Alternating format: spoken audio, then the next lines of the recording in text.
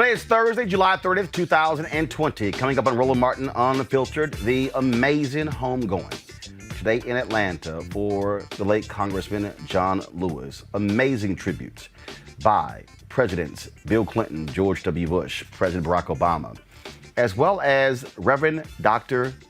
Bill Lawson, James Lawson. He was the man who trained John Lewis and others as a part of the Nashville movement. We will show you highlights of that homegoing service. We'll also be joined today by Congressman Sanford Bishop, who will share his thoughts about Congressman Lewis and serving in the same Georgia delegation with him. Well, Trump supporters who refuse to wear masks are contracting the coronavirus and dying, including Herman Cain. Also, Republican Senator Ron Johnson of Wisconsin has blocked the bill to make Juneteenth a federal holiday. And in Atlanta, a councilman is indicted on fraud charges. And in Tennessee, a black lawmaker out of Memphis is also charged for using federal funds for her wedding and divorce. Plus, an Arkansas police officer tells a man he's arresting that if he can talk, he can breathe. That man later died. Folks, it is time to bring the funk on Roland Martin Unfiltered. Let's go. He's got it. Whatever the miss, he's on it. Whatever it is, he's got the scoop, the fact, the find. And when it breaks, he's right on time and it's rolling. Best believe he's knowing. Putting it down from sports to news to politics. With entertainment just for kicks, he's rolling. It's on go, roll, y'all. It's Roland Martin, rolling with Roland now. He's funk, he's fresh, he's real, the best, you know he's Roland Martin now.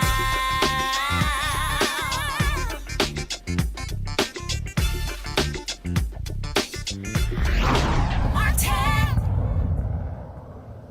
The homegoing service of Congressman John Lewis, folks, was befitting that of a president. Of course, for a week. He, of course, traveled the country. His body traveled the country, going from Troy, Alabama, his hometown, lying in state there, to Selma, crossing the bridge, the Edmund Pettus Bridge, where he was beaten on a bloody Sunday, to Montgomery, Alabama, where the bus boycott began in 1955, lying in state in the Alabama state capitol. Then, of course, coming to the nation's capital, lying in state in the Rotunda for 2 days, and then going to Atlanta, going back to Atlanta, where his body lied in state in the state capitol there. And today, the homegoing service took place at Ebenezer Baptist Church, the church formerly led by Reverend Dr. Martin Luther King Jr., the man who John Lewis heard speak in 1955 about social theology and how he was transformed by that particular sermon of Dr. King. Folks, it was an amazing celebration. So many people turned out at Ebenezer. Folks were practicing social distancing. It would have been larger were not for coronavirus. 3 living presidents were in attendance there. George W. Bush, Bill Clinton, and Barack Obama. 95-year-old President Jimmy Carter did send a letter that was read at the funeral as well, expressing his condolences for the loss of Lewis. After the funeral, he was carried out by an honor guard to a hearse that took him to his final resting place at Southview Cemetery, just south of downtown Atlanta, the place where a number of freed slaves were buried. Also, some of the first Buffalo Soldiers and many other civil rights luminaries. In fact, Dr. King was buried there initially, and then, of course, he was later exhumed, and his body is actually in the crypt there at the King Center, which is right across the street from Ebenezer Baptist Church. We're going to play for you a number of highlights from today's homegoing service. First up, President George W. Bush. John's story began on a tiny farm in Troy, Alabama, a place so small, he said you could barely find it on the map. Dr. Weinach talked about the chickens. I did a little research. Every morning he would rise before the sun to tend to the flock of chickens. He loved those chickens. Already called to be a minister who took care of others, John fed them and tended to their every need, even their spiritual ones. For John baptized them, he married them, and he preached to them. When his parents claimed one for family supper, John refused to eat one of his flock. Going hungry was his first act of nonviolent protest. He also noted in later years that his first congregation of chickens listened to him more closely than some of his colleagues in Congress. John also thought that chickens were just a little more productive. At least they produced eggs, he said. From Troy to the sit-ins of Nashville, from the Freedom Rides to the March on Washington, from Freedom Summer to Selma, John Lewis always looked outward, not inward. He always thought of others. He always believed in preaching the gospel in word and in deed, insisting that hate and fear had to be answered with love and hope. John Lewis believed in the Lord. He believed in humanity, and he believed in America. Folks, this funeral was carried by networks all across the country, all the major networks, ABC, NBC, CBS, Fox, as well as all of the cable networks, ABC, MSNBC, CNN, Fox News Channel as well. And nearly all black networks also carried it, including BET, BET Her, TV One, My Clio TV, Aspire, Revolt. They all carried it. Oprah's own network did not carry the funeral, or the network Afro, Black News Channel, did as well. Among the folks had an opportunity to hear from was President William Jefferson Clinton. If I could just do one thing, if God came to me tonight and said, okay, your time's up, you got to go home, and I'm not a genie, I'm not giving you 3 wishes. One thing, what would it be? I said I would infect every American with whatever it was that John Lewis got as a 4-year-old kid and took through a lifetime to keep moving and keep moving in the right direction and keep bringing other people to move, and to do it without hatred in his heart, with a song, to be able to sing and dance. As John's brother Freddie said in Troy, keep moving to the ballot box, even if it's a mailbox, and keep moving to the beloved community. John Lewis was many things, but he was a man, a friend in sunshine and storm, a friend who would walk the stony roads that he asked you to walk, that would brave the chastening rods he asked you to be whipped by, always keeping his eyes on the prize, always believing none of us will be free until all of us are equal. I just loved him. I always will. And I'm so grateful that he stayed true to form. He's gone up yonder and left us with marching orders. I suggest, since he's close enough to God to keep his eye on the sparrow and us, we salute, suit up, and march on. Okay, Jennifer Holliday, native of my city of Houston, blessed folks all around the world who tuned in. I forgot Bounce TV also carried this funeral. Bless them with this song. You may seek earthly power, wealth, and fame.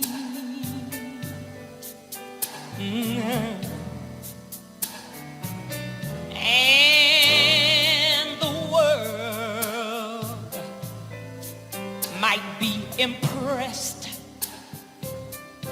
by your great name.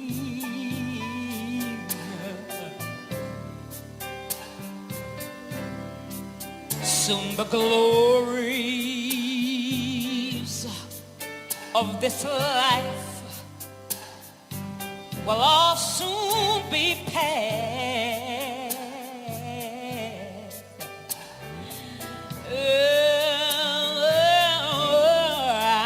But only what you do for Christ will last.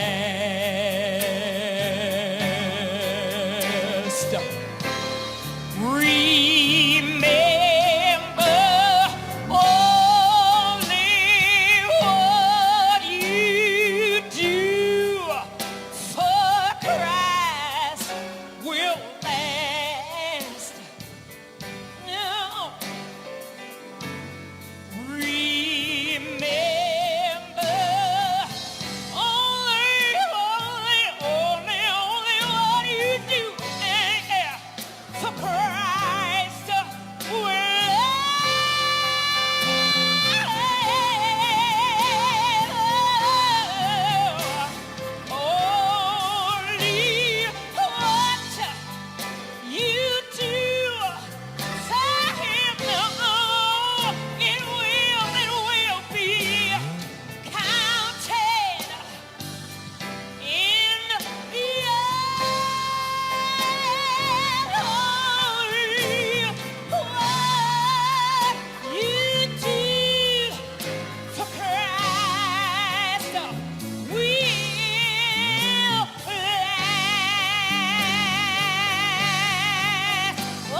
All right, folks. Again, the amazing voice there of Jennifer Holliday.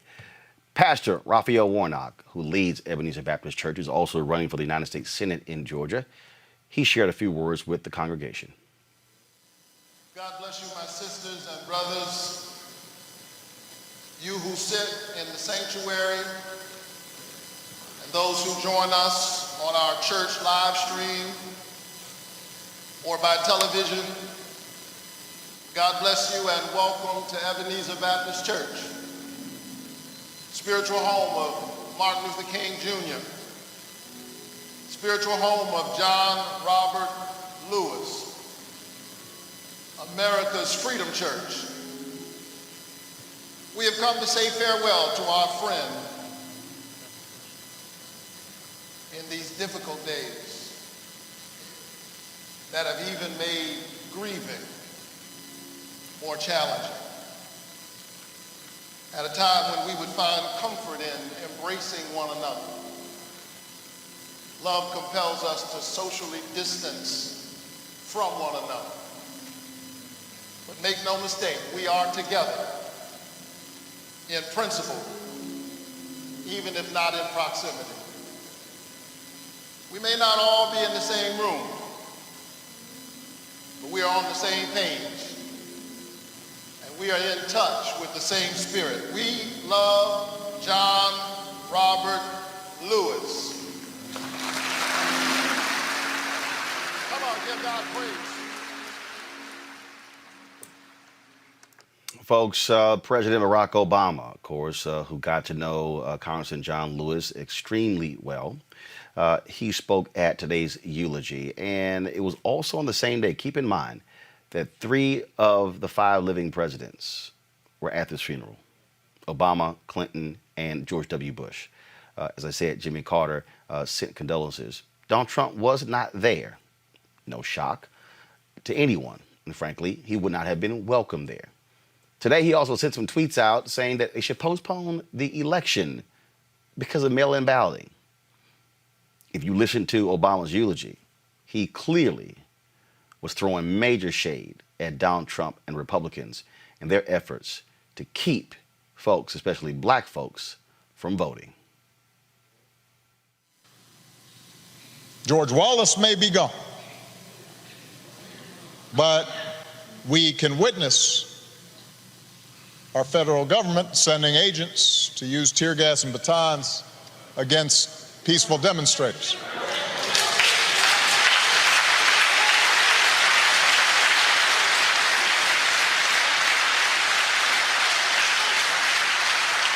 We may no longer have to guess the number of jelly beans in a jar in order to cast a ballot. But even as we sit here, there are those in power who are doing their darndest to discourage people from voting by closing polling locations and targeting minorities and students with restrictive ID laws and attacking our voting rights with surgical precision, even undermining the Postal Service in the run-up to an election that's going to be dependent on mail-in ballots so people don't get sick.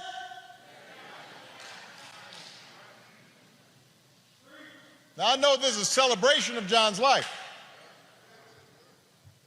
There are some who might say we shouldn't dwell on such things. But that's why I'm talking about it.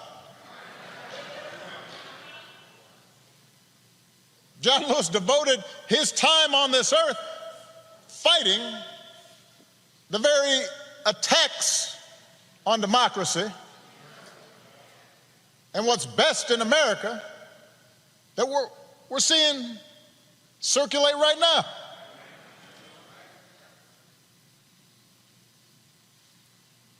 He knew that every single one of us has a God-given power, and that the fate of this democracy depends on how we use it.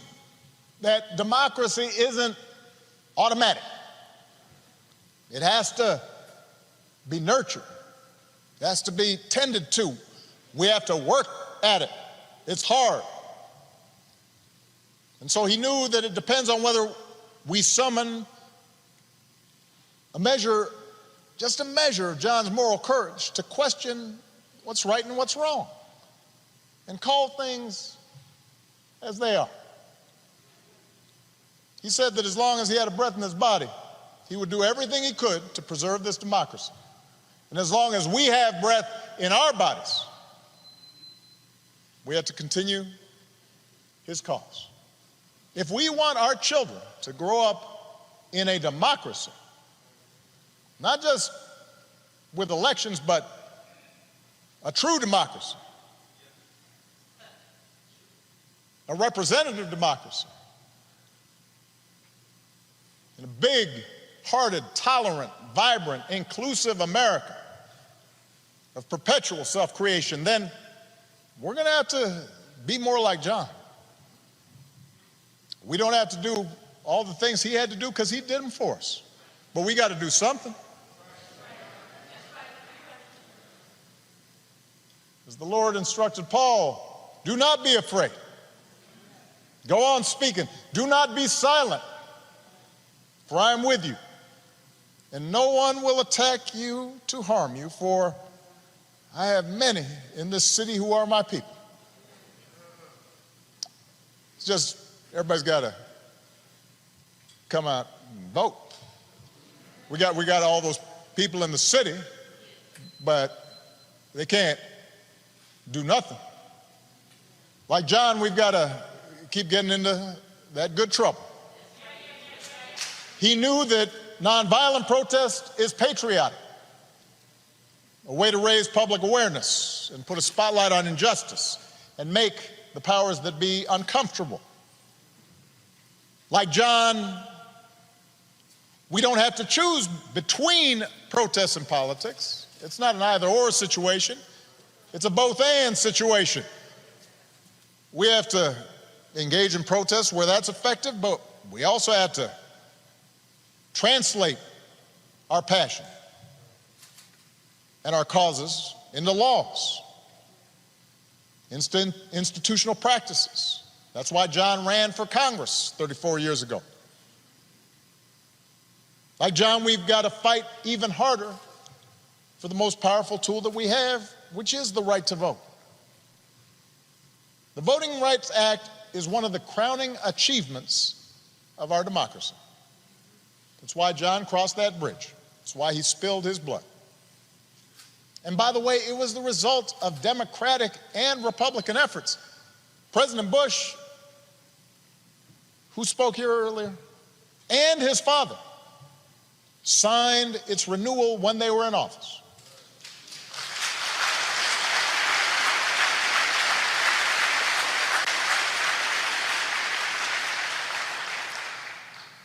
President Clinton didn't have to because it was the law when he arrived, so instead he made a law to make it easier for people to register to vote.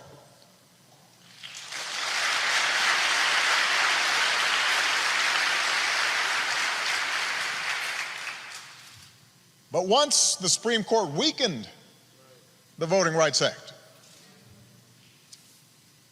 some state legislators unleashed a flood of laws designed specifically to make voting harder, especially, by the way, state legislators where there's a lot of minority turnout and population growth. Not necessarily a mystery or an accident.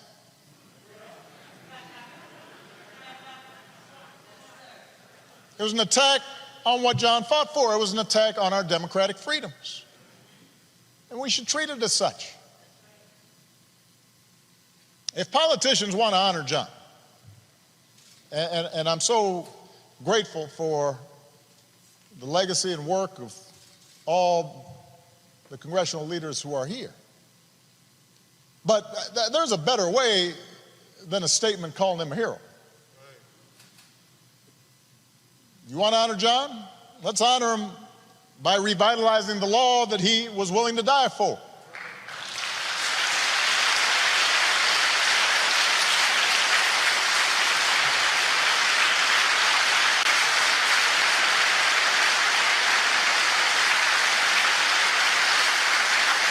And by the way,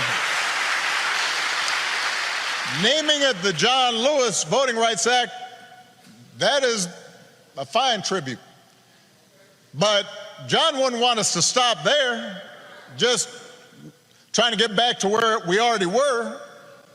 Once we pass the John Lewis Voting Rights Act, we should keep marching to make it even better by making sure every American is automatically registered to vote, including former inmates who've earned their second chance. By adding polling places and expanding early voting and making Election Day a national holiday. So if you are somebody who's working in a factory, or you're a single mom who's got to go to her job and doesn't get time off,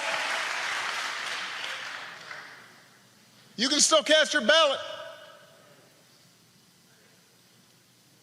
by guaranteeing that every American citizen has equal representation in our government, including the American citizens who live in Washington, D.C. and in Puerto Rico. They're Americans.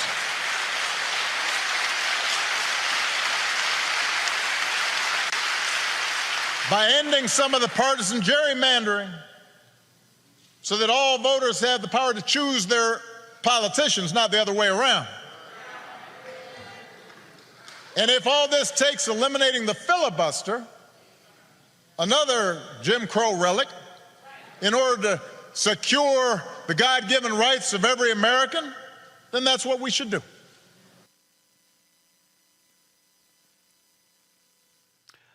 B.B. Winans and his brother Marvin Winans, they led the congregation in song, including writing, penning a special tribute specifically for today's homegoing service. My brother B.B. has written another song to the memory of Uncle Robert, as she called him, because he treated us all like family. And I hope you enjoy.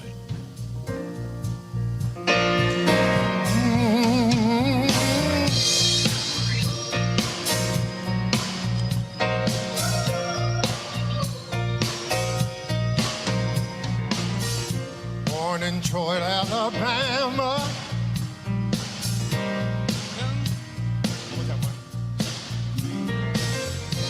Born in Troy, Alabama.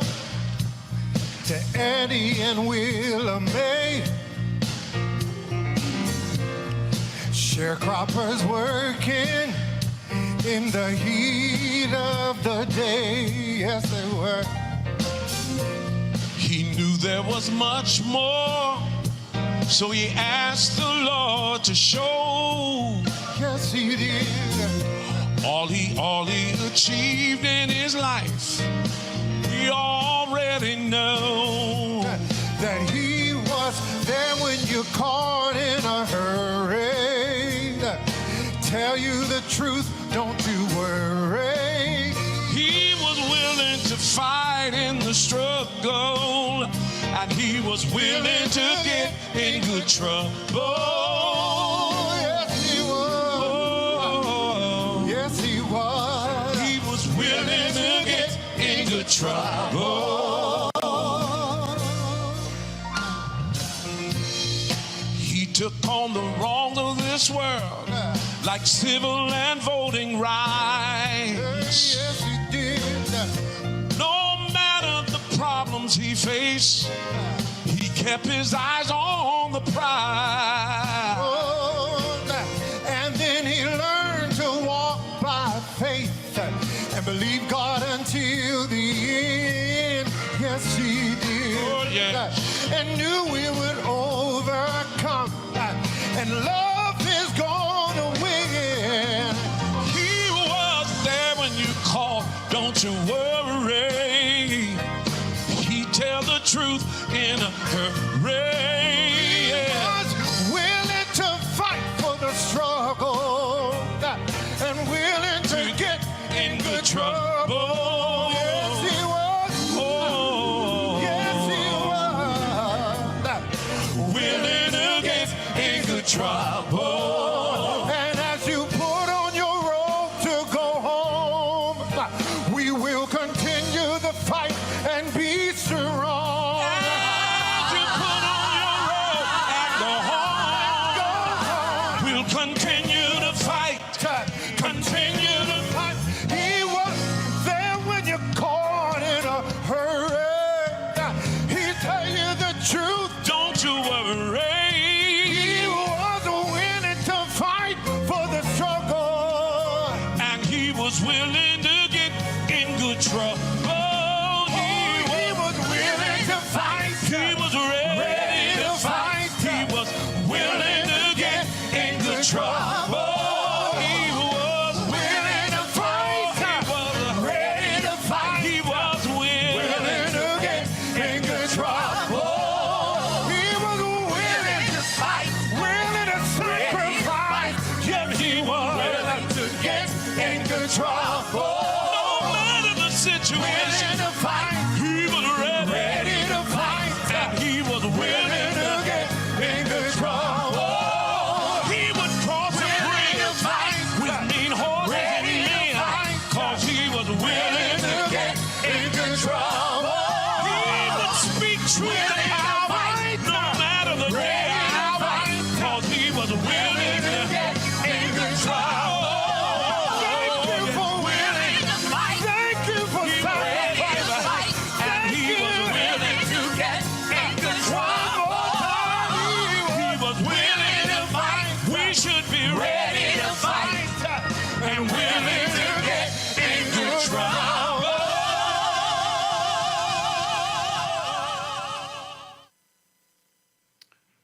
Of all the eulogies that took place today, there was no greater eulogy, as far as I am concerned, than the one delivered by Reverend Dr. Jim Lawson. He was the leader of the Nashville movement. It was he who trained the likes of John Lewis, C.T. Vivian, Diane Nash, James Bevel, Bernard Lafayette, and so many others who played an instrumental role in the Black freedom movement, some call the civil rights movement, or as he said in his eulogy, which John Lewis called it, the nonviolence movement of America. Looking at that, and great appreciation for the words of President Barack Obama, and President Bill Clinton, and others. And I've watched the other newscasts, and people talked about really how President Obama brought it home. But there was only one eulogy today that actually moved me to tears, that had me shouting in my living room. And that was what was brought by Reverend Lawson. And that's why I'm going to play his entire eulogy. Here it is.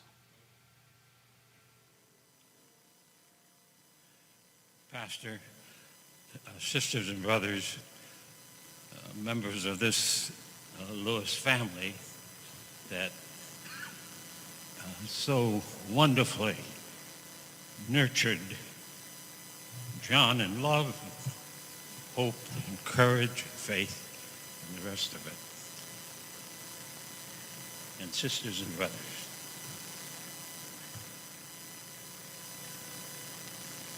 Czesław Miłosz, a Polish Catholic poet,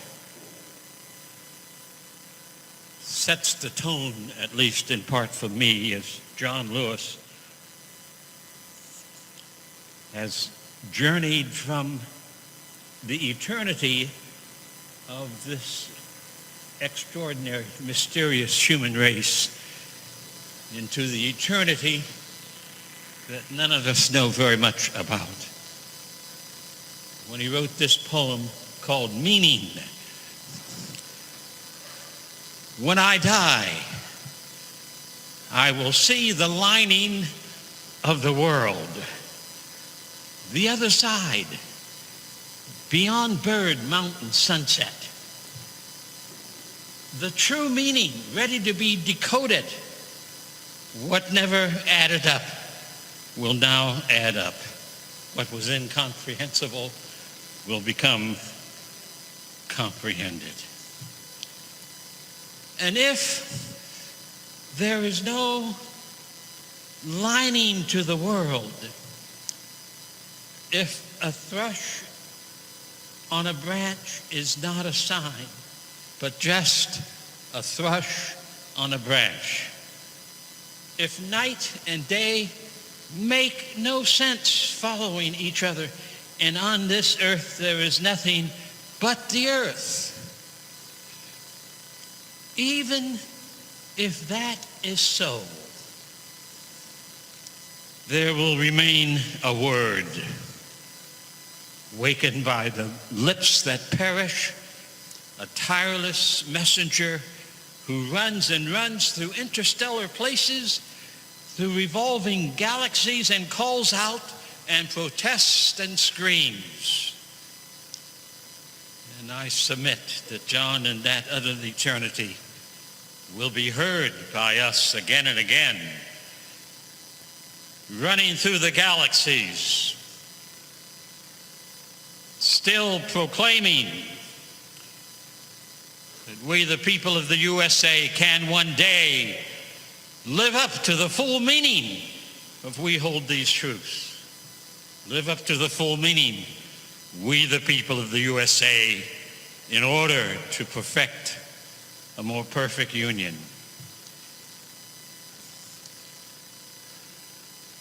John Lewis practiced not the politics that we call bipartisan. John Lewis practiced the politics that we, the people of the U.S., need more desperately than ever before, the politics of the Declaration of Independence, politics of the preamble to the Constitution of the United States.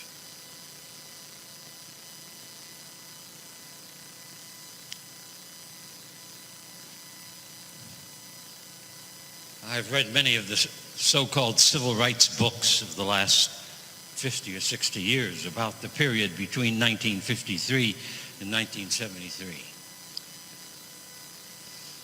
Most of the books are wrong about John Lewis.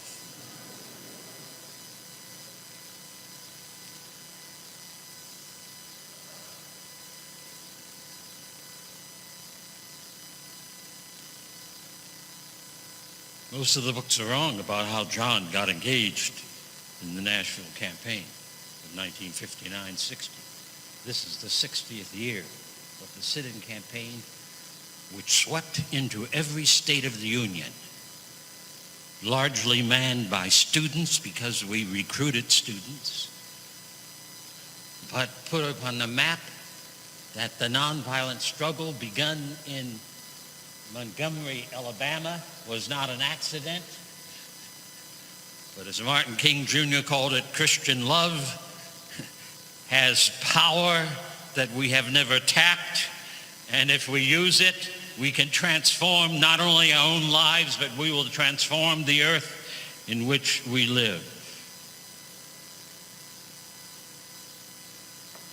I count it providential that as I moved to Nashville, Tennessee, dropping out of graduate school, in Nashville came people like Kelly Miller Smith and Andrew White and Janetta Hayes and Helen Roberts and Dolores Wilkerson and John Lewis, and Diane Nash, C.T. Vivian, Marion Berry, Jim Bevel, Bernard Lafayette, Paulina Knight, Angela Butler.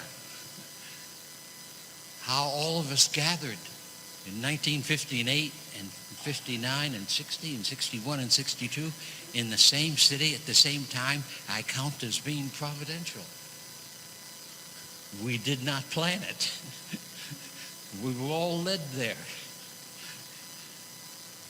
And when Kelly Miller Smith and the Nashville Christian Leadership Council met in the fall of 1958, and we determined that if there's to be a second major campaign that will demonstrate the efficacy of satyagraha, of soul force, of love truth, that we would have to do it in Nashville. And so I planned, as the strategist and organizer, a 4-point Gandhian strategic program to create the campaign. We decided with great fear and anticipation we would desegregate downtown Nashville. No group of black people or other people anywhere in the United States in the 20th century against the rapaciousness of a segregated system ever thought about desegregating downtown, tearing down the signs, renovating the waiting rooms, taking the immoral signs off of drinking fountains. But it was black women who made that decision for us in Nashville. I was scared to death when we made that decision. I knew nothing about how we were going to do this. I had never done it before. But we planned the strategy. John Lewis did not stumble in on that campaign. Kelly Miller Smith, his teacher at ABC, invited John to join the workshops in the fall of 1959 as we prepared ourselves to face violence and to do direct action and to put on the map the issue that the racism and the segregation of the nation had to end. And so in the 60th anniversary of that sit-in campaign, which became the second major campaign of the nonviolent movement of America. Those are not my words. John Lewis called what we did between 1953 and 1973 the nonviolent movement of America, not the CRM. I think we need to get the story straight because words are powerful. History must be written in such a fashion that it lifts up truly the spirit of the John Lewises of the world.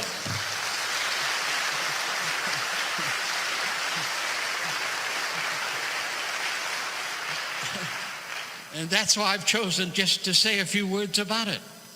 Kelly Miller Smith invited John Lewis. I met a Fisk student who told me about a student from Chicago who wanted to do something about those vicious signs. I said, invite Diane Nash to the workshop in September because we're going to do something about those signs. I pushed this hard. Now, John Lewis had no choice in the matter. you should understand that. Because all the stories we've heard this morning of John becoming a preacher, preaching to the chickens and other sorts of things, becoming ordained as a Baptist minister. Something else was happening to John in those early years. John saw the malignancy of racism in Troy, Alabama. There formed in him a sensibility that he had to do something about it.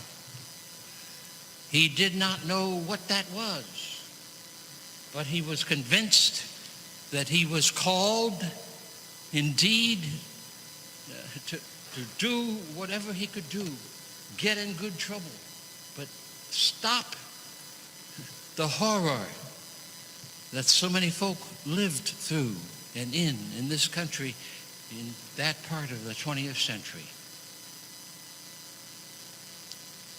John was not alone. Herman Cain had the same experience as a boy.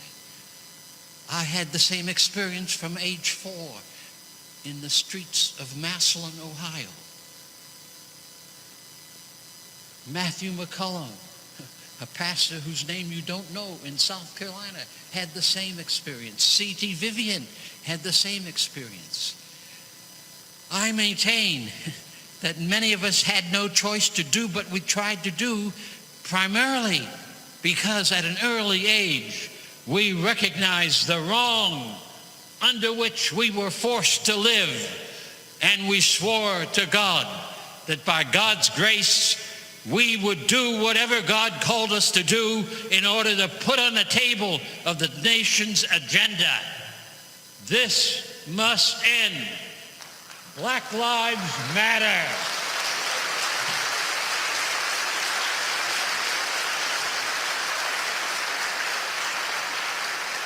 And so between 1953 and 1973, we had major campaigns year after year, thousands of demonstrations across the nation that supported it. We had folk in the Congress, folk in the White House, folks scattered across the United States who were beginning to formulate what the solutions are for change. The media makes a mistake when John is seen only in relationship to the Voting Rights Bill of '65. However important that is, you must not remember that in the 60s, Lyndon Johnson and the Congress of the United States passed the most advanced legislation on behalf of we, the people of the United States, that was ever passed. Head Start. Billions of dollars for housing. We would not be in the struggle we are today in housing if President Reagan hadn't cut that billions of dollars for housing, where local churches and local nonprofits could build affordable housing in their own communities, being sustained and financed by loans from the federal government. We passed Medicare. We passed anti-poverty programs. Civil Rights Bill 64, 65, voting rights bills. A whole array. John Lewis must be understood as one of the leaders of the greatest advance of Congress in the White House on behalf of we, the people of the USA.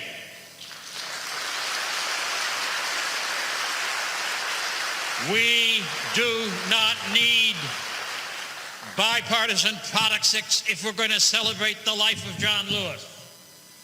We need the Constitution to come alive. We hold these truths to be self-evident.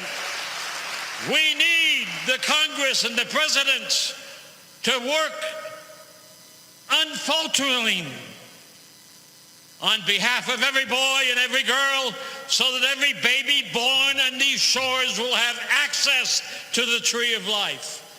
That's the only way to honor John, Robert, Lewis. No other way.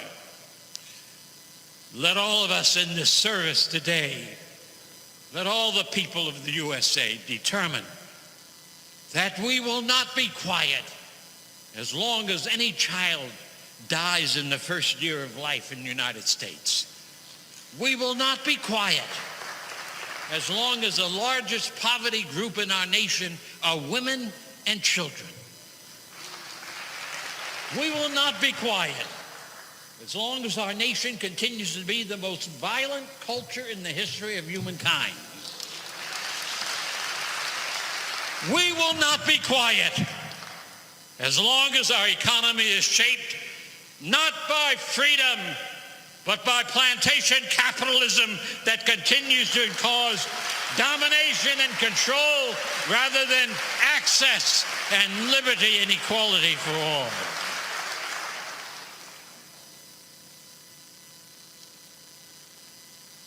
The forces of spiritual wickedness are strong in our land because of our history. We have not created them. John Lewis did not create them. We inherited them. But it's our task to see those spiritual forces. I've named them: racism, sexism, violence, plantation capitalism. Those poisons still dominate far too many of us in many different ways. John's life was a singular journey from birth through the campaigns in the South, through Congress, to get us to see that these forces of wickedness must be resisted. Do not let our own hearts drink any of that poison. Instead, drink the truth of the life force.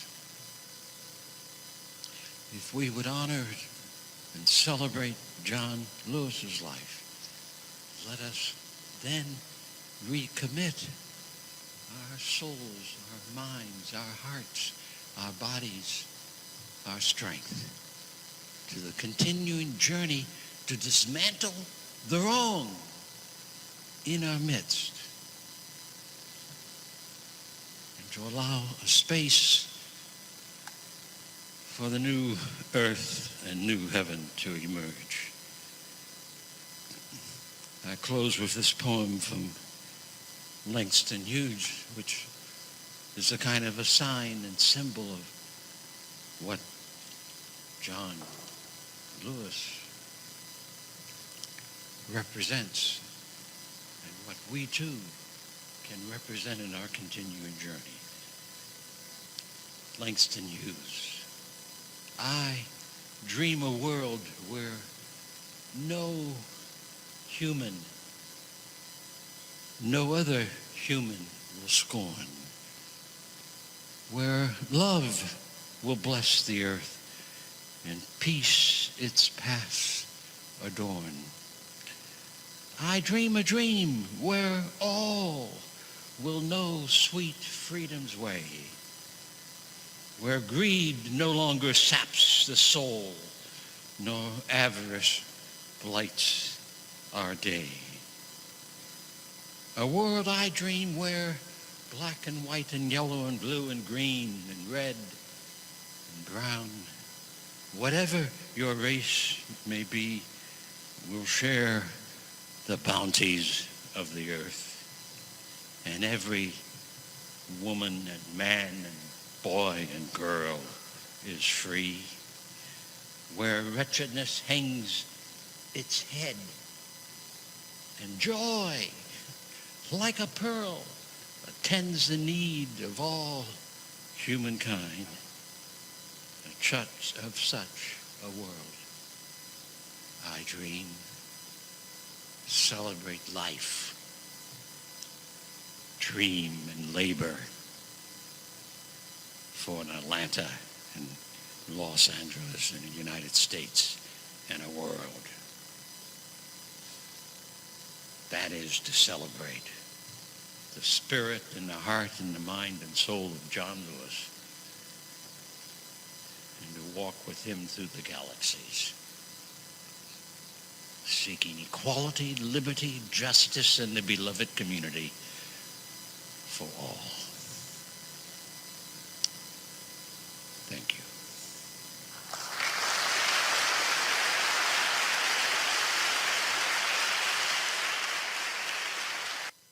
Let's go to our regular Thursday panel. Dr. Greg Carr, Chair, Department of Afro-American Studies at Howard University.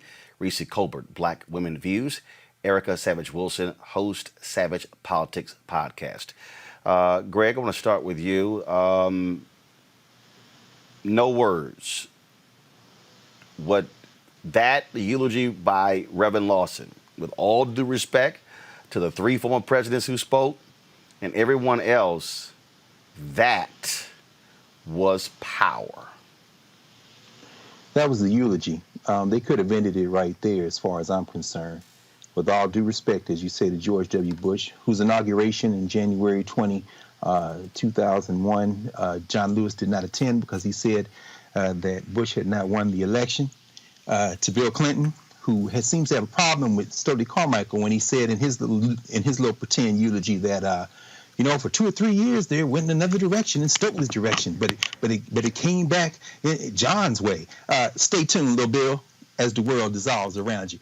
And for Barack Obama, who had the courage of his conviction after he's left the presidency, and we'll just leave it at that. Jim Lawson gave the eulogy. Jim Lawson said most of the books get it wrong about John Lewis, and then he surrounded him with the great cloud of witnesses, including the great Kelly Miller Smith out of Tennessee State, Morehouse, and Howard. The great Kelly Miller Smith, who was there in Nashville, my hometown. Kelly Miller Smith's a legend in Nashville. In fact, he was known at the time as one of the 10 greatest preachers in America. And Jim Lawson surrounded him with that young sister who was still alive, Diane Nash from Chicago. Interestingly enough, John Lewis, of course, planned his funeral before he made transition. No one from the Student Nonviolent Coordinating Committee who could have set Little Bill straight was invited to speak. But Jim Lawson is the one that surrounded John Lewis and the great cloud of witnesses and took him out of that comfortable place that America wants to narrate him, standing on that bridge that day in Selma. By the way, he was there by himself because the SNCC folks had voted not to go on that march. So as Jim Lawson said, as he narrated, he's basically saying when you see John Lewis, you're not looking at an individual, you're looking at a movement that transformed this country. And that's the difference between a minister, between a prophetic voice and an elected politician, regardless of his color. Jim Lawson gave the eulogy today, brother. Erica Savage Wilson, that was, again, I sat there. I mean, I was shouting in my living room. I couldn't even sit down. I stood up for most of it. And when he laid out what really jumped out and what just really brought tears, when he talked about the forces of spiritual wickedness. When he called out America, called out the violence in the country, and man, when he called it plantation capitalism. Listen, Roland, I was right there with you. My workday was done. I was shook and shouting to hear the unadulterated truth from an elder that is still in our midst by the name of Reverend Dr. James Lawson. I love the way that he not only, without, unapologetically, unabashedly corrected the record, but I'm right there with you when he specifically called out the spiritual wickedness and said that these are things that we inherited because I wrote it down. And he called out all of those names, which you just called out: racism, sexism, violence, and plantation capitalism. That has entered the lexicon, and that is what we're going to continue to press the gas on. I believe that today there was an element of truth that now everyone has to reconcile with and stand in. And no matter what, this is the America that we inherited as Black Americans, but it does not have to be the one that we stand for. And I believe that that is one of the resounding messages that I got from the eulogy of the great Reverend Dr. James Lawson today. Reese, frankly, there are a ton of people who had never heard of Reverend Lawson until today. There were journalists at other networks who I was actually emailing and communicating with. They'd never heard of him. He's 91 years old. What folks don't realize is that when I interviewed him 2 years ago, he said, "Look, my rightful place is not to be out front. It's not." I was actually shocked when they said he was actually on the program. I mean, his whole deal is always about no. Y'all go ahead. I'm the strategist. I'm the thinker. I'm the planner. And when you look at all of the things spoken, when you look at Jamila with his staff, and he talked about his love for his staff and how he protected them, and then you heard the different eulogies of the three presidents, and then you had Speaker Nancy Pelosi, and she spoke. You had the prayer from Bernice King. You heard all of these different things. Lawson's eulogy is what laid out the black radical revolutionary John Lewis, not this wonderful, genteel, man of humility who folks loved and adored. He took time out. Lewis got to the heart to say, you can't talk about John Lewis from 1970 forward unless you deal with John Lewis from 1960. Right. I mean, it's kind of what people do, right? They water you down, and they portray him as a gentle giant, as somebody who was a little bit more docile, instead of, like you said, the revolutionary behind him. And so I think it's really important that Dr. Lawson got up there and set the record straight. And I really, truly appreciated how he also brought attention to the role of Black women in this movement. In so many of these cases, we see that get lost. And I don't know which one of you on this show mentioned that a couple weeks ago. I don't know if it was you, Roland, or Erica, or Dr. Carr, but that is something that I really appreciated Dr. Lawson drawing attention to, in addition to the really, truly dangerous and courageous work that Congressman Lewis did. So he certainly did Congressman Lewis justice. He spoke truth about what happened. I really appreciated how he said that words matter, and he corrected the record. And I think it's really important that people understand that it took a considerable amount of courage to do that, but not courage from a place of complacency, but courage from a place of really feeling like you have no choice. And I think that other people also conveyed that as well, but nobody did it more powerfully than Reverend Lawson. Greg, obviously, with the eulogy of President Barack Obama, brought it present day. I mean, literally, as Obama was speaking, Donald Trump called a press availability in the Oval Office. Press comes in he was talking to the mother of a soldier who was murdered at Fort Hood. The White House said, "Oh no, that wasn't done to interrupt Obama's speech." Obviously, no networks broke away to hear what Donald Trump had to say. So it reminds me when President Lyndon Baines Johnson did the same thing to Fannie Lou Hamer in 1964 when she was testifying in Atlantic City. But what I did appreciate about Obama's speech is that he did lean in terms of where we are now, and shocked a lot of people by calling on Democrats to get rid of that Jim Crow filibuster. And I'm sitting there going, imagine had he been that bold as president, they would have been able to get a lot more stuff passed when they controlled the Senate had they not abided by that Jim Crow filibuster. And therein lies the distance between the presidency that Black people thought they were voting for when Senator Obama was elected, and the presidency that Black people got. And all due respect, again, I love the way you framed this whole conversation. All due respect. There is no standard in this country that should come before the standard, the struggle of the Black liberation movement. Notice Jim Lawson said, I've read the books, most of the books on what happened between 1953 and 1973.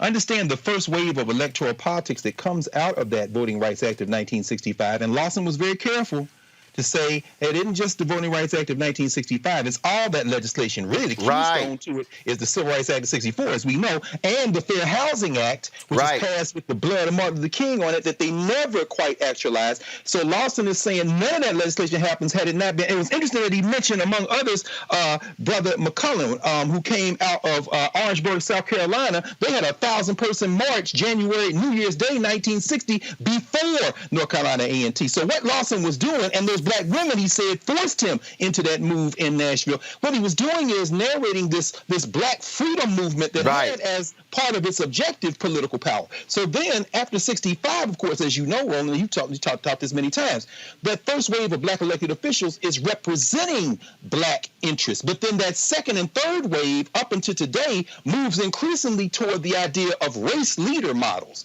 I am here, therefore you have representation. No, we don't care what your color is. Our interests have to be represented by you. So when we get to President Obama today, he was absolutely right to talk about the end of the filibuster. We could have done that when he was the president and had the ability to go forward. Those first 2 years, when they had control of both houses, when they passed the Affordable Care Act, we could have had more on the agenda. But let's forgive him that, because today he was on point. But I will mention one other thing while he was president. Going out of the door, he nominates Merrick Garland in an attempt to do something that had no rationale behind it, which was what? Appease these Republicans who had vowed when he got elected to oppose him on everything he did. So what it does is open the door for Mitch McConnell to come in and give John Roberts, that, by the way, George W. Bush put on the bench, the one who eviscerated the Voting Rights Act. It gave John Roberts that slim majority that he needed once they put Neil Gorsuch on the court to run the table. So in some ways, Barack Obama, now comfortably out of office, is able to engage in a full-throated defense of a democracy that when he was in office, he could have done a little bit more to defend. And I know people will come for me, but I want all the smoke, all of it. Which is why, Erica, when you listen to Lawson say, we don't need to have this bipartisanship conversation dealing with John Lewis, what Lawson was actually saying is, if you have the courage of your convictions like Lewis did, if he sat there and took a beating and almost died from it, don't sit here and gain courage when you don't have power. Use that courage when you have power to make a difference. Absolutely. And I love that Reese brought out the whole docile piece, because the lamb of John Lewis, which is one that can be petted, can be kind of manipulated in source, is the one that most folks are comfortable with, and not the lion. And so when we see the lion, a person that was involved in this movement for over 60 years, who at an advanced age held a sit-in on the House floor, that is something that he should not have had to do, because of people in power, clearly in power, exercise that power, understanding that they are backed by their constituents, understanding that they are backed by people who do want this better America that folks say that we are striving towards, that they will actually be motivated to do those things that actually push the country forward in a direction that there is some semblance of equity. And so having said all of that, I do believe that kind of on the outside looking in type of conversation, particularly as we are now in the fourth year of a regime that really knows no bottom and ultimately wants to make sure that unilateral power is that belongs to Donald John Trump, that people have to look around and take an assessment to see where they are right now, and they have to leverage and exercise that power if we want to continue to keep any semblance of democracy that we have remaining in this country. And Reese, what I need people to understand, homegoing celebrations are not for the dead, they're for the living. Mm-hmm. And what I hope is the folks who were sitting in that church, in Ebenezer Baptist Church, the folks who were watching in this country and around the world, what I hope is that after watching that, they had a renewed sense of purpose and vigor. Don't just stand there and quote John Lewis saying, get into good trouble. Go create some good trouble. Don't just sit there and talk about, oh, man, John had the courage of his convictions walking across that bridge. If you are unwilling to put something on the line today, don't just sit here and be mealy-mouthed. That's why Lawson, when he said in his sermon, don't limit and narrow John Lewis to the Voting Rights Act, he said because you have to realize everything that was happening, which means you got to give Congressman Adam Clayton Powell credit for moving the legislation through, being the champion of that, talking about Head Start and housing and dealing with the poor and accommodations in the Civil Rights Act and Voting Rights Act and Fair Housing Act and going on and on and on. If the people sitting there, especially those politicians, leave there the same way they came, damn it, they shouldn't have shown up. Absolutely. I mean, it was a call to action from the beginning to the end, even with Congressman John Lewis publishing his own editorial today in the New York Times, which was a call to action to people everywhere. He had his recorded voice giving a speech when he lied in state. And so all of these ceremonies around John Lewis's homegoing have been all about activating people, about waking them out of their slumber. We've seen data that's come out recently that says that, for instance, voter registration is down significantly. How in the hell is voter registration down when we are living in a pandemic, when we have 32.9% a contracted drop in the GDP that just came out today? Unemployment is getting ready to, the extra unemployment benefits are getting ready to expire. The eviction moratorium is getting ready to expire. How is it that people are still so disengaged in what needs to be done in terms of holding the Republicans accountable for not giving trillions of dollars to corporations, but actually letting people get a way to get through the end of the month and actually getting people the resources to survive COVID? There are so many things that we need to be engaged with right now. I love how Erica always says, you know, the civil rights movement is happening right now. We are in a new civil rights movement. And so I completely agree with you. If you listened to what was said and you walked away with a shrug, if you walked away not feeling renewed, then you absolutely failed. And you need to look in the mirror and figure out why is it that you are no more activated after all of the things. And it's not just about the individual speakers. Like I said, it's also about Congressman John Lewis's words and the deliberation that he put and how he wanted his services to go. The op-ed Reese is referencing, go to my iPad, this is it right here. He specifically wanted this published on the day of his funeral, but he also recorded the audio. I will play that for you. But right now, we're going to go to Congressman Sanford Bishop, who served in the Georgia delegation with Congressman John Lewis. Congressman Bishop, glad to have you back on Roland Martin Unfiltered. Thank you. I'm delighted to be with you. It has been a very, very, very solemn but meaningful day, celebrating the life of our friend, our hero, our brother, John Lewis. Congressman Bishop, I was just saying that there's no way any member of Congress, any mayor, state rep, state senator, county commissioner, city councilman, it does not matter. If you are an elected official and if you did not come away with a renewed sense of purpose and fight in your spirit, then you wasted your time attending or watching this funeral. Absolutely. It is very, very inspirational. John Lewis's life is inspirational, and all of us stand on his shoulders, particularly those who are African-American elected officials anywhere in this country.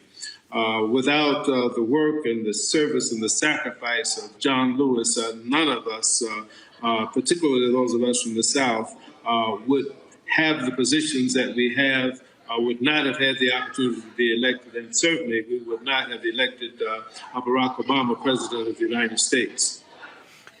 For you, your most lasting memory of serving alongside Congressman Lewis as a part of the Georgia congressional delegation?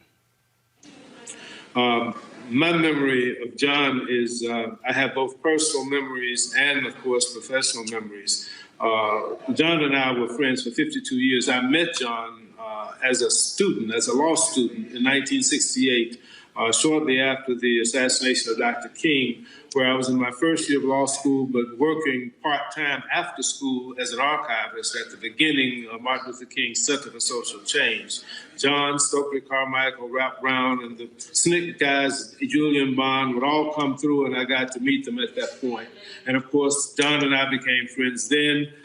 We remained friends during his stint at the Voter Education Project, when he was on the city council and I was elected to the legislature, and of course for 28 years that I have served with him in the House of Representatives. John is a man of conscience.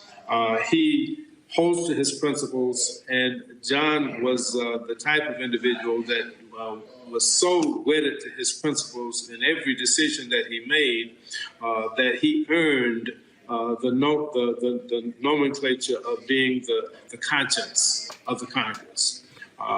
We knew that John's position was going to be a moral position, and what I take away from having had that friendship with John is that he was kind, he was willing to help anyone, but he was committed to the principles of freedom, justice, opportunity, peace, and love for all of humankind. That was who John was. He was Christian-like. If there was anyone that would be close to emulating Jesus in his daily life, it would be John Lewis. Although he was human.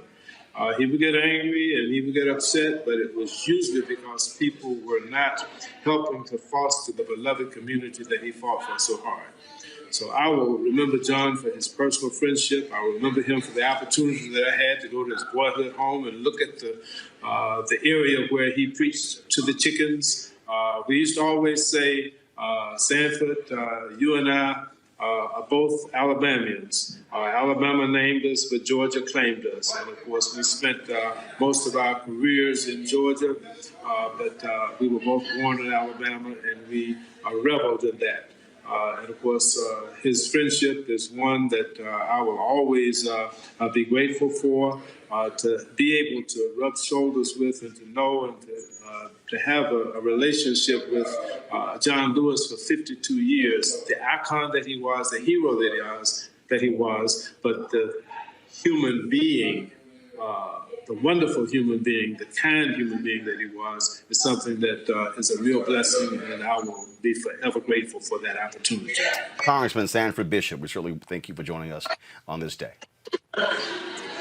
Thank you for having me, and thank you for giving the appropriate recognition and honor and homage to my friend, my colleague, my brother, John Lewis. Sir, we appreciate it. Thanks a lot. Folks, going to go to a break. We come back, you will hear the voice of Congressman John Lewis with that op-ed piece that dropped today in the New York Times that he wanted run on the day of his funeral. That's next on Roland Martin Unfiltered. You want to check out Roland Martin Unfiltered? YouTube.com/Roland S. Martin. And subscribe to our YouTube channel. There's only one daily digital show out here that keeps it black and keep it real. It's Roland Martin Unfiltered. See that name right there? Roland Martin Unfiltered. Like, share, and subscribe to our YouTube channel. That's YouTube.com/Roland S. Martin. And don't forget to turn on your notifications so when we go live, you'll know it.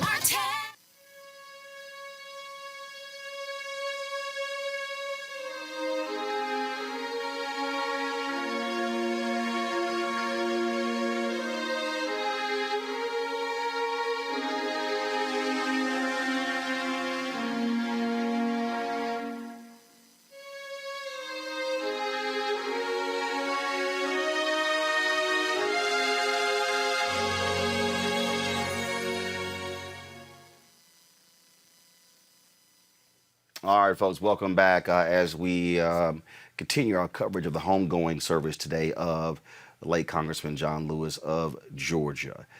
He released an op-ed piece to the New York Times that he wanted to run today. And they have the written form, but they also have an audio form. And so we just want to take a listen to that right now. You can redeem the soul of our nation. Written by John Lewis. Read by Prentice Oniemi. While my time here has now come to an end, I want you to know that in the last days and hours of my life, you inspired me. You filled me with hope about the next chapter of the great American story when you used your power to make a difference in our society. Millions of people motivated simply by human compassion laid down the burdens of division. Around the country and the world, you set aside race, class, age, language, and nationality to demand respect for human dignity. That is why I had to visit Black Lives Matter Plaza in Washington, though I was admitted to the hospital the following day. I just had to see and feel it for myself that, after many years of silent witness, the truth is still marching on. Emmett Till was my George Floyd. He was my Rayshard Brooks, Sandra Bland, and Breonna Taylor. He was 14 when he was killed, and I was only 15 years old at the time. I will never ever forget the moment when it became so clear that he could easily have been me. In those days, fear constrained us like an imaginary prison, and troubling thoughts of potential brutality committed for no understandable reason were the bars. Though I was surrounded by two loving parents, plenty of brothers, sisters, and cousins, their love could not protect me from the unholy oppression waiting just outside that family circle. Unchecked, unrestrained violence and government-sanctioned terror had the power to turn a simple stroll to the store for some Skittles or an innocent morning jog down a lonesome country road into a nightmare. If we are to survive as one unified nation, we must discover what so readily takes root in our hearts that could rob Mother Emanuel Church in South Carolina of her brightest and best, mow down unwitting pedestrians on a Las Vegas boulevard, and choke to death the hopes and dreams of a gifted violinist like Elijah McClain. Like so many young people today, I was searching for a way out, or some might say a way in. And then I heard the voice of Dr. Martin Luther King Jr. on an old radio. He was talking about the philosophy and discipline of nonviolence. He said we are all complicit when we tolerate injustice. He said it is not enough to say it will get better by and by. He said each of us has a moral obligation to stand up, and speak out. When you see something that is not right, you must say something. You must do something. Democracy is not a state. It is an act, and each generation must do its part to help build what we called the beloved community, a nation and world society at peace with itself. Ordinary people with extraordinary vision can redeem the soul of America by getting in what I call good trouble, necessary trouble. Voting and participating in the democratic process are key. The vote is the most powerful nonviolent change agent you have in a democratic society. You must use it because it is not guaranteed. You can lose it. You must also study and learn the lessons of history because humanity has been involved in this soul-wrenching existential struggle for a very long time. People on every continent have stood in your shoes, though decades and centuries before you. The truth does not change. And that is why the answers worked out long ago can help you find solutions to the challenges of our time. Continue to build union between movements stretching across the globe, because we must put away our willingness to profit from the exploitation of others. Though I may not be here with you, I urge you to answer the highest calling of your heart and stand up for what you truly believe. In my life, I've done all I can to demonstrate that the way of peace, the way of love and nonviolence, is the more excellent way. Now it is your turn to let freedom ring. When historians pick up their pens to write the story of the 21st century, let them say that it was your generation who laid down the heavy burdens of hate at last, and that peace finally triumphed over violence, aggression, and war. So I say to you, walk with the wind, brothers and sisters, and let the spirit of peace and the power of everlasting love be your guide. Greg Carr, this was John Lewis being in complete control of his own narrative. Yeah, it was. In fact, I was trying to think of anybody else I could think of who gave a posthumous final statement to the world, and the only person that could come to mind was the person who made transition the morning in Africa, in Ghana, that John Lewis, 23 years old, delivered the speech that the Student Nonviolent Coordinating Committee had written, that is erroneously called, as Jim Lawson would say, people get it wrong, the John Lewis speech at the March on Washington. And that was Du Bois. Du Bois did something similar. Kwame Nkrumah, in fact, read his last message to the world. And they wanted to control their narratives. And, the line in there I thought that was most powerful, and of course, I had a print edition of the Times. I'm a Times reader, but I like to print paper. So he says, answer the highest calling of your heart and stand up for what you believe. John Lewis believed in an America that hasn't existed yet. It was an aspirational vision. And he was fueled, as Jim Lawson said, by women and men who, he named Martin Luther King, but as Jim Lawson said, when you got a guy like Kelly Miller who sees John Lewis come into his classroom with the American Baptist College with that passion, with that desire, and says, son, I got an idea for you. I'm going to steer you over here to this meeting along with these other young people, and they're going to take you to put that knowledge to action. When you see Kelly Miller, you're seeing somebody who was born in Mound Bayou, Mississippi. Mound Bayou, Mississippi, an all-black town, was where T.R.M. Howard set up shop. That's who protected Emmett Till's mother when they had the trial in Mississippi. So you see a guy like Kelly Miller, who's coming out of Black self-determination, who takes this young brother and puts him in front of a bunch of young people that are going to help him make those words action. And here we come to the end of his life. And his last statement in the world is, if you believe in something, you stand by the courage of your convictions. And let's take that separate out of the idea of America, because that's bigger than the idea of America, as Jim Lawson reminded us today. If America is lucky, it will listen to that energy, which is a black community energy, and they will ignore that energy at their own expense. So, yeah, that's what I take from John Lewis's final earthly message. Reese, when he says in this second paragraph, that is why I had to visit Black Lives Matter Plaza in Washington, though I was admitted to the hospital the following day. I just had to see and feel it for myself that after many years of silent witness, the truth is still marching on.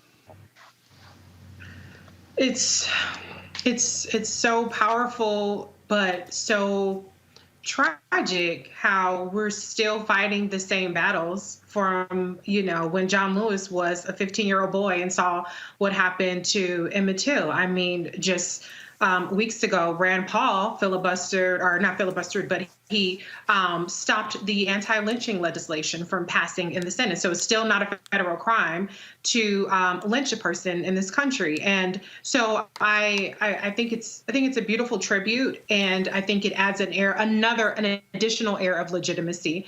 Some might quibble with me saying that, to the Black Lives Matter movement, and people really starting to understand that all of these movements are a continuum rather than these separate factions of us continuing to still have to fight the same battles over and over again. And so I think that was a very powerful point. The part that stood out to me most was how he said ordinary people with extraordinary vision, can redeem the soul of America. I agree with Dr. Carr. We've never realized that promise of what America is supposed to be about.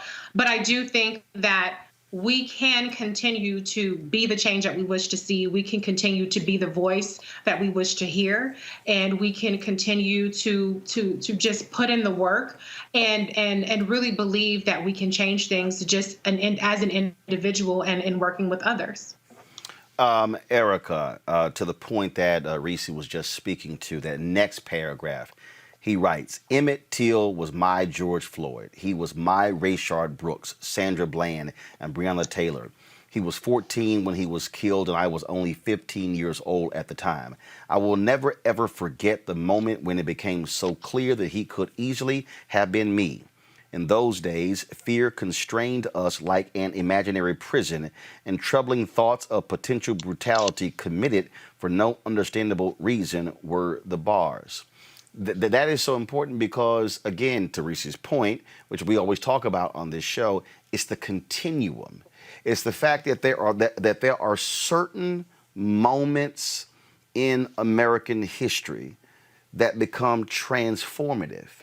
And when you talk about Emmett Till, that generation, Rosa Parks had Emmett Till on her mind when she sat down on that bus in Montgomery.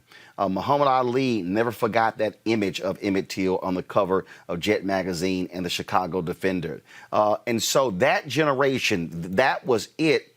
The death of George Floyd, then if you mix in, yes, as all these different names here, Ahmaud Arbery, we can go all the way back to Eric Garner and others. What this says is, for this generation, this is your Emmett Till. Now the challenge, Erica, is will this generation put in the 14, 15, 20 years of work to transform the country? That is an excellent question. And with regard with what Dr. Carr said and what Reese said, I completely agree, because one of the strongest takeaway points for me in this piece was that the late Congressman Lewis said that democracy is not a state, it is an act. And Reese brought forward the decline in voter registration, brought forward incredible numbers as it relates to the GDP, as has been reported on Business News all day long. In many other elements, to say that, because I believe that in generations that we kind of see now, when Congressman Lewis talked about that, though he came from a loving family, loving parents, loving home, that their love could not protect him from, in essence, the wiles of the enemy, saying it in believers' terms out of the book, out of the Bible. That being very true, he still took it upon himself to say that he was going to be in the fight, be actively in the fight for injustice, which is not something that you jump in and out of. So the question to perhaps a generation and generations where process, meaning that everything does not happen in the same way that we see it now on social media. It is not instantaneous. When you see platforms like yours, when you see the presence of luminaries like Dr. Carr, that knowledge was not gained in a moment. You're talking about years and years and years. So as we kind of move forward through these conversations, the question also has to be, is there a level of preparation, and is there a real understanding of process and time that those, all of us, but particularly those that are youth, are ready to pick up the mantle? Will they be able to wrestle and move through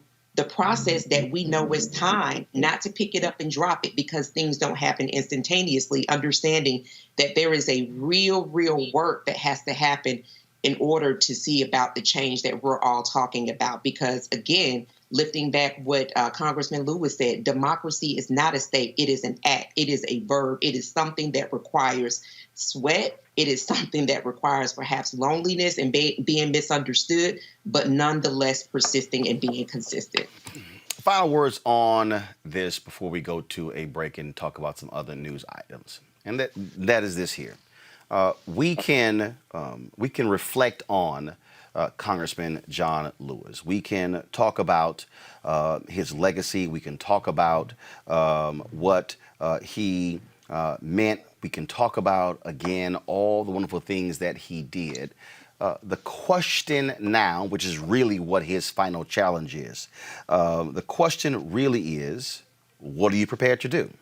The question is, are we as a Black community, are we as a society, are we willing to right now begin to move this thing forward, begin to reimagine America? I was reading Dorothy Cotton's book, and in the intro, Vincent Harding was actually writing, and what he was talking about in the intro, he was talking about really what they were dealing with. That is, for the first time, they were talking about this idea of for the first time, a multiracial, multi-denominational view of America as a democracy.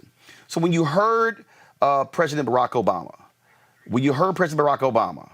say, when you heard him say they were the founding fathers, the reality is Lewis, Vivian, Lowry, Young, King, Hosea Williams, James Orange, Fred Shuttlesworth, Constance Baker Motley, Septima Clark, Fannie Lou Hamer, Dorothy Cotton, Diane Nash, and I can go on and on and on.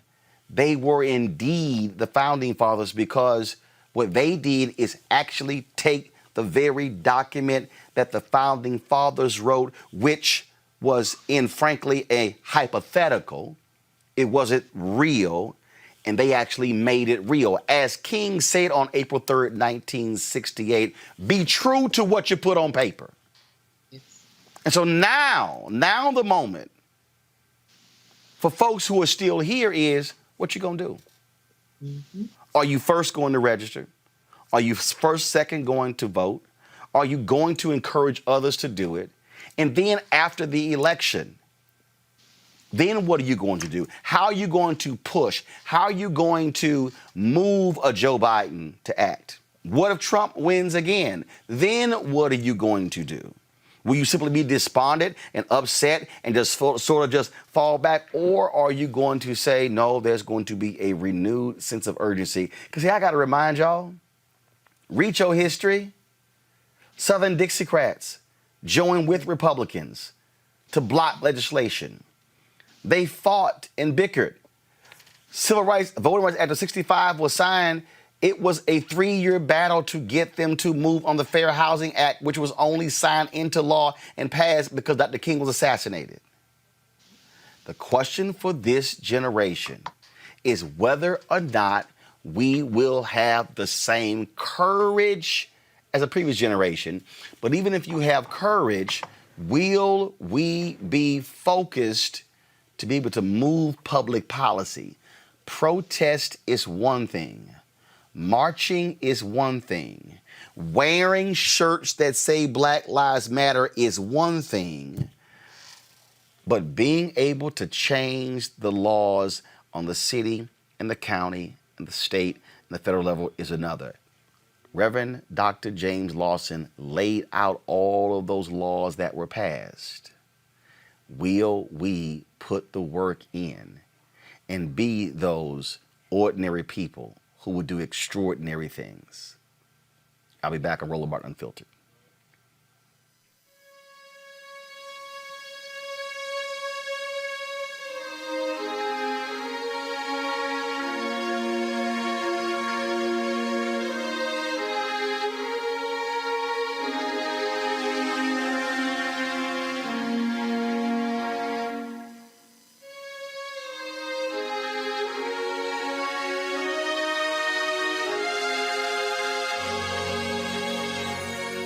You want to support Roland Martin Unfiltered?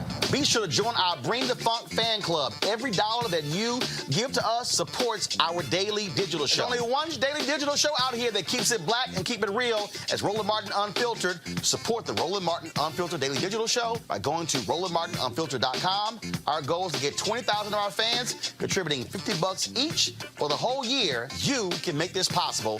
RolandMartinUnfiltered.com.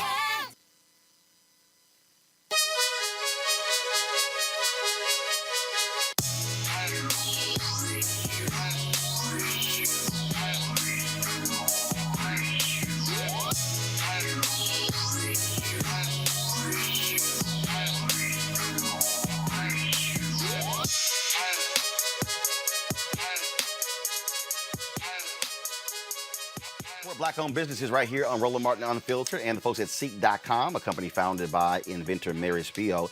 They have a couple of products that you can also get. They have their VR, their virtual reality headsets, which allows for you to place your phone inside of this device and look at the content on Seek.com in virtual reality. It's as if you're sitting in the room. You can also get these headsets, 360-degree 4D headphones, which gamers love. It allows for you this Bluetooth. You can have a headset to talk as well, to take phone calls Amazing, amazing sound. Go to seek.com, CEEK.com, and you can simply use the promo code RMVIP2020, RMVIP2020 to get both of these products.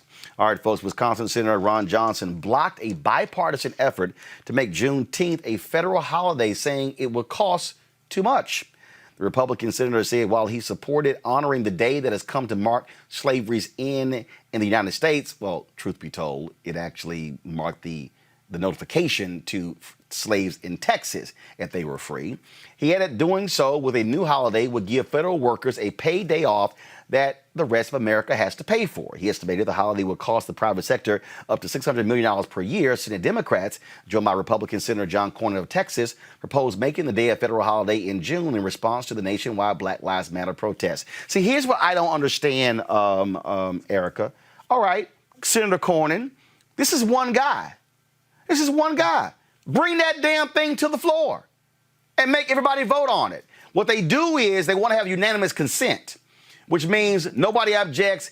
It passes. No one has to actually take a vote on it. I say, John Cornyn, if you're serious, tell McConnell, put the bill on the floor and vote it up or down.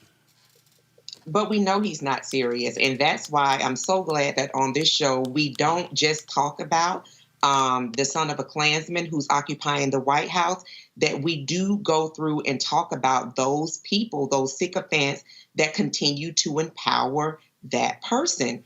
Senator John Cornyn, along with all of the rest of the 53 Republicans that are the majority within the Senate, are continuing to do the bidding of their leader. And so we won't see it go up before a vote. That is not going to happen. And that is why people have got to be sure that they are voting, that they're making sure that the people around them are voting, because everybody has influence somewhere.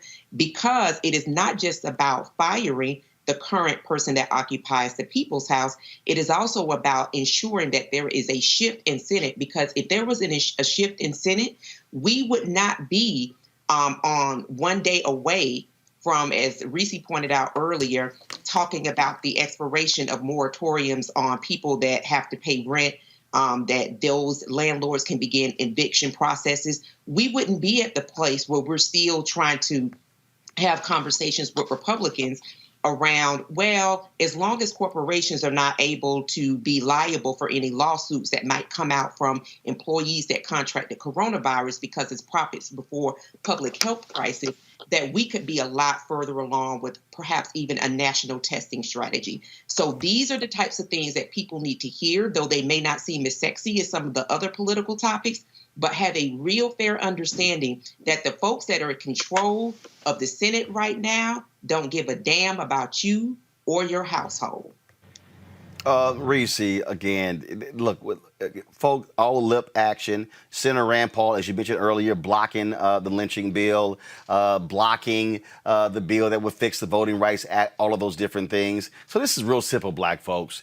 If you actually, this is what gets me when I hear all these people run their damn mouths, all these little folks bumping their gums, especially folks on YouTube and Facebook. You talking about let the Democrats. This is real simple. This is real simple. Who's blocking the Juneteenth holiday? Which party? Who's blocking the lynching bill? Who's blocking the fix to the Voting Rights Act? It's Republicans. It's kind of real. It's real clear, Reese. Right.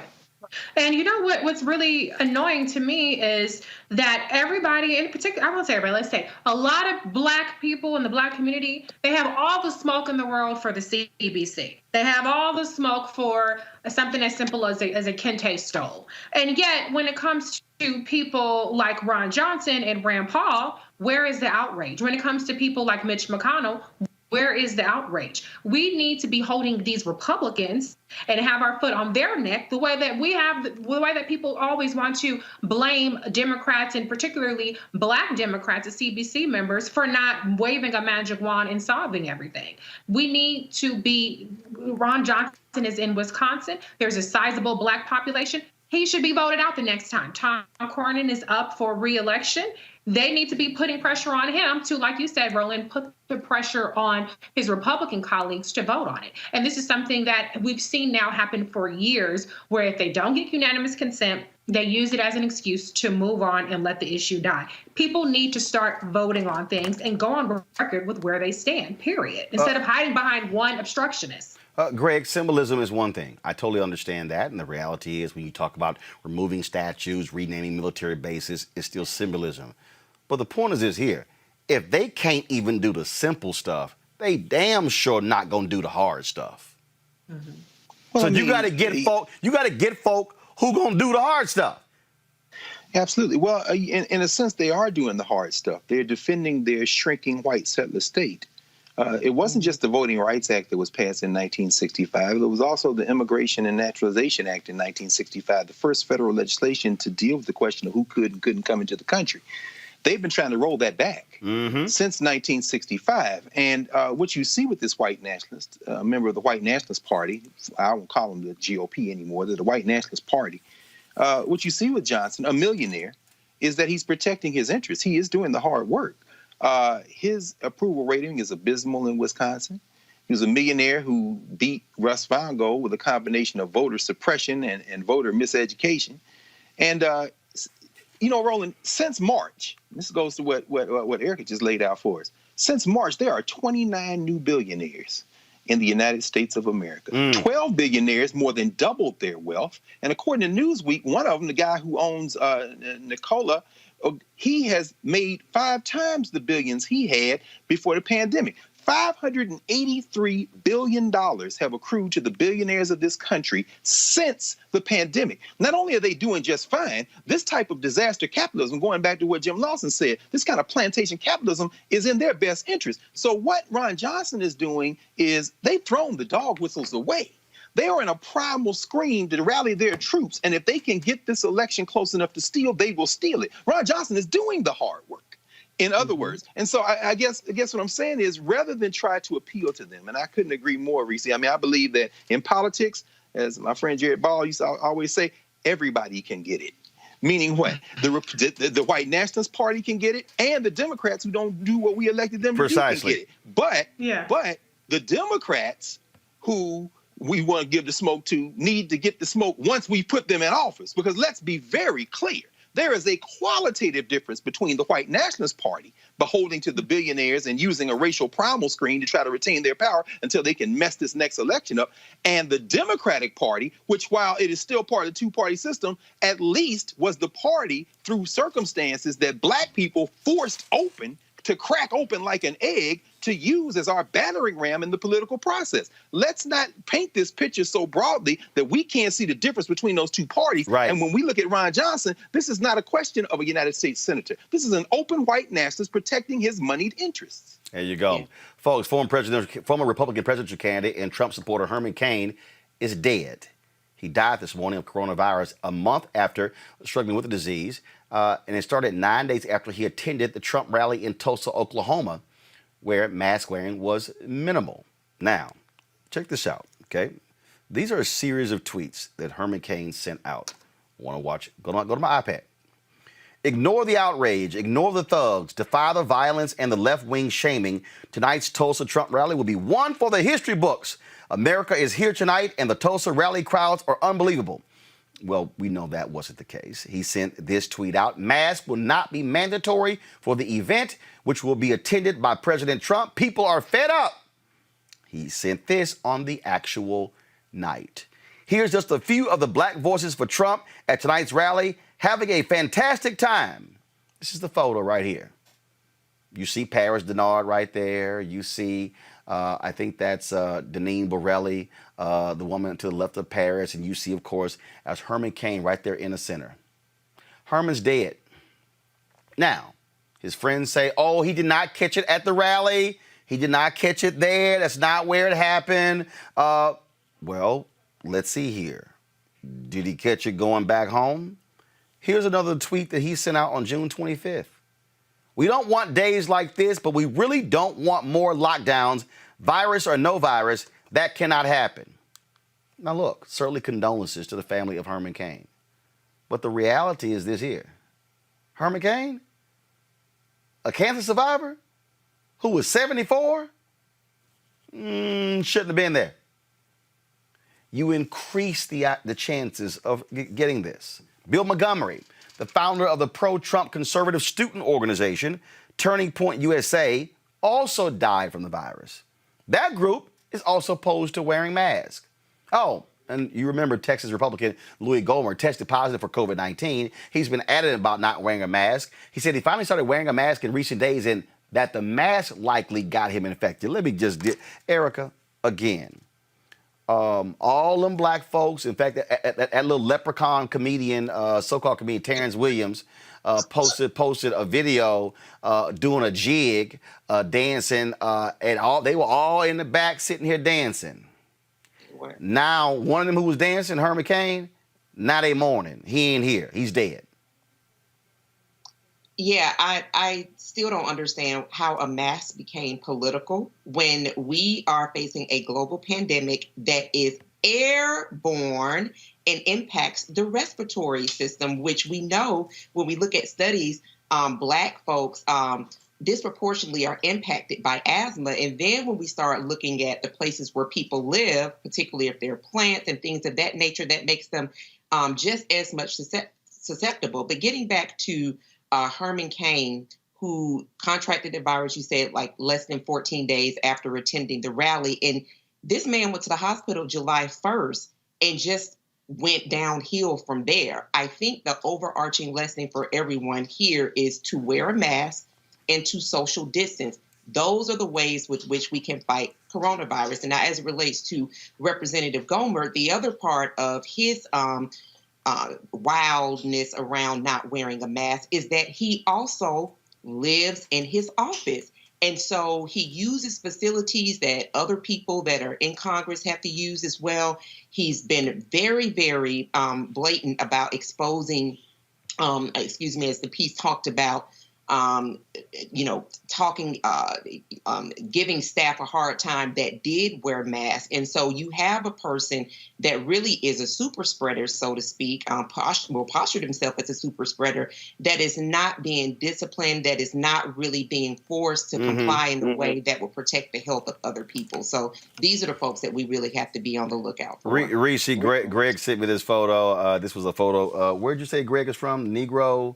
The Negro History Bulletin, the R.G. Negro Woodson's History publication. Bulletin. Go to my iPad, y'all. This is a photo. A person second from the left is Herman Cain.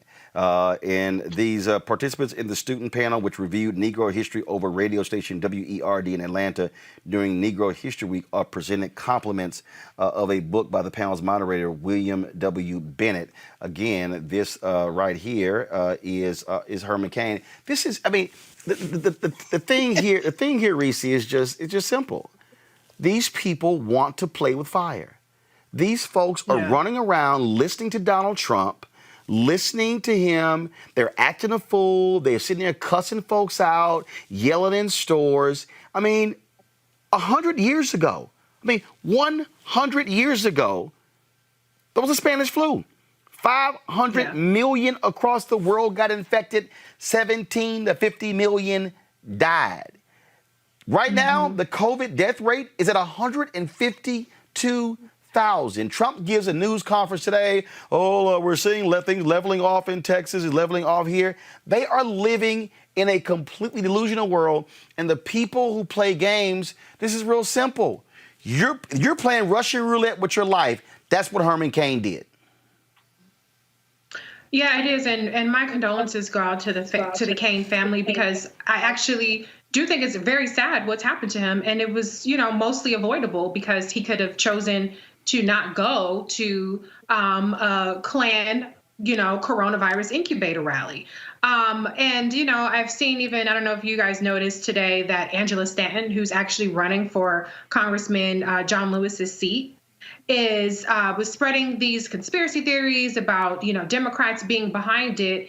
For all we know, she could have been the one to infect him, because asymptomatic people often infect people who have pre-existing conditions, and they have a different reaction to it. And so people absolutely need to take it seriously. And it's very tragic to know that this man was on his deathbed while his own staff was tweeting out coronavirus conspiracy theories and disinformation. This is not a game. It's actually not political, and people need to take it seriously Yeah, or die. I mean, that's the alternative, dying. And that's the thing, Greg. And I keep saying, hey, if these white folks want to go out there and act a fool, but numbers don't lie. Black people are dying disproportionately because of a variety of, obviously, health ailments, pre-existing conditions, and the effects of Jim Crow, all these years of the stress we got to deal with. Look, people were asking me, Roland, are you going to go cover the funeral stuff of Congressman John Lewis? And I was very, very close to doing it. But I had to sit there and make a decision, Greg. I said, wait a minute. Yeah. I'm the only host of the show. I ain't got no backup. Yeah. There some companies have a key man insurance. I'm lone man. I mean, the bottom line is me hosting this show is responsible for the jobs of 10 other people.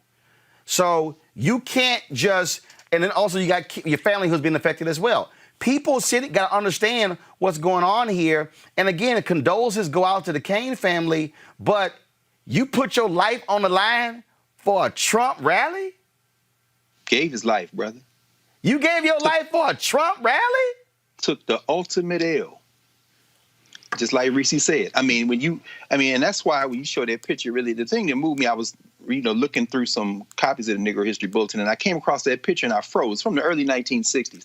Why? Herman Cain. Let's contrast Herman Cain with this white nationalist who's falling apart. He might not make it to November. Whatever's eating his brain may have it all eaten up by September, October. But let's contrast Herman Cain with Donald Trump.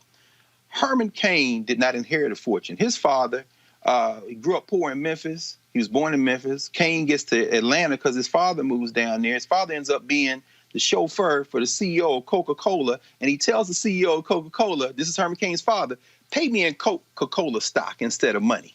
And that's how he's finally able to get ahead. Contrast that with Fred Trump, his old racist ass out there squeezing the life out of poor people and black and brown people, well, when he let them in the tenements at all, building these trap apartments. And so Herman Cain doesn't have an inheritance. He goes to Morehouse on scholarship. That's where that picture come from. And it's crazy to see him sitting there. We just got through you talked about the black media last week, black radio stations. WERD was that station Dr. King used to broadcast on. And they go do this Black History thing, and they pay them with a book written by Carter G. Woodson. That's what he's holding there. So where does he go wrong? He gets a degree in mathematics from Morehouse, goes to the Navy and works as a mathematician while he's in the service. And then as he gets into fast food, Pillsbury, Burger King, ultimately we know him, of course, from pizza and all that. He's really a self-made person with the little bit of momentum his family could give him. Meanwhile, Donald Trump is the biggest business failure in American history in terms of the most prominent business failure. He's actually shooting for it.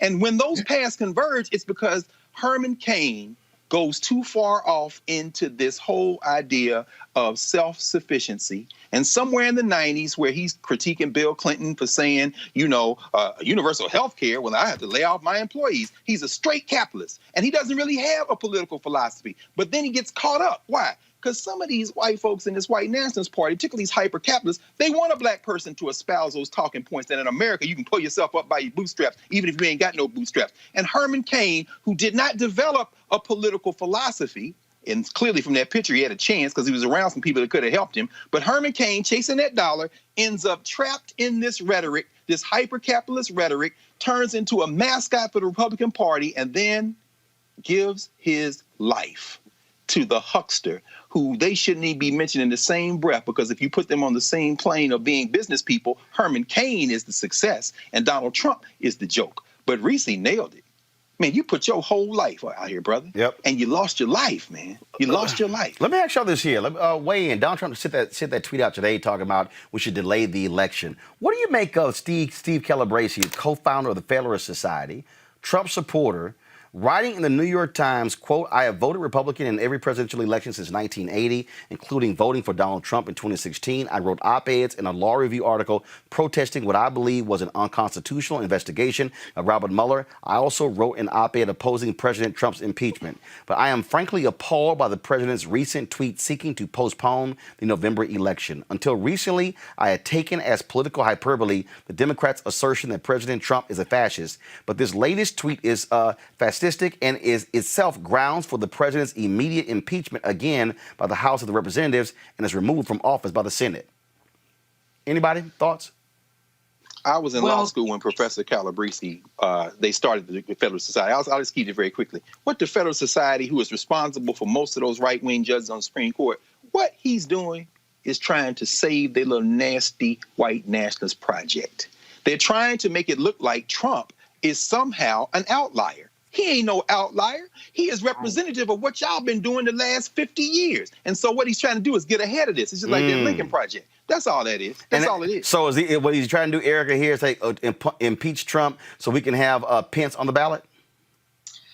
Absolutely. And I think that Dr. Carr brought that forward a few weeks ago when we were talking. And that is why, and I'm so glad that everyone is tuned in, and I hope everybody continues to absorb these conversations that we're having and to absolutely empower other people as we prepare to go to the ballot box in 95 days or do your mail-in ballot at home, is that this is not just about the son of a Klansman that is occupying the White House. This is an entire regime, and Mike Pence included, who is the president of the Senate, who is the reason that there is a Betsy DeVos, because he issued the tie-breaking vote, and Betsy DeVos becoming the most unqualified, or one of the most unqualified secretaries of education. He is responsible for 13 tie-breaking votes, and that includes putting people, I think it's now 203 federal judges on the bench right now.